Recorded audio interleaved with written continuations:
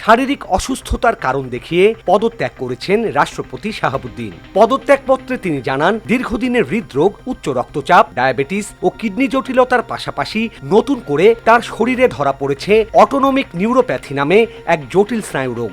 এই রোগের কারণেই তিনি প্রায় হঠাৎ জ্ঞান হারিয়ে ফেলছেন। চিকিৎসা শাস্ত্র অনুযায়ী অটোনমিক নিউরোপ্যাথি হল প্রান্তীয় স্নায়ু রোগের এমন এক ধরন যা শরীরের অটোপাইলট বা স্বয়ংক্রিয় স্নায়ুতন্ত্রকে আক্রমণ করে।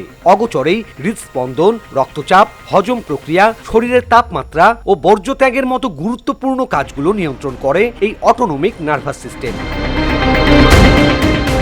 অটোনমিক নিউরোপ্যাথি শরীরের স্বয়ংক্রিয় নিয়ন্ত্রণ ব্যবস্থা দুর্বল করে দেয়, ফলে দৈনন্দিন সাধারণ কাজ কঠিন হয়ে ওঠে। জীবনযাত্রার মানের উপর এর নেতিবাচক প্রভাব পড়ে। সাধারণ মানুষের মধ্যে এই রোগের নির্দিষ্ট হার নেই।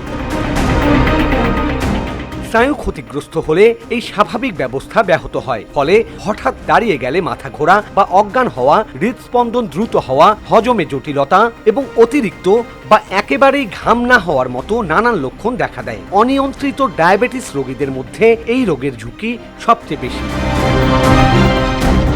পূর্বেই বাইপাস সার্জারি হওয়া এই প্রবীণ রাজনীতিক এবং রাষ্ট্রপ্রধানের জন্য শারীরিক ও মানসিকভাবে দায়িত্ব পালন করা ক্রমশ কঠিন হয়ে পড়ছিল।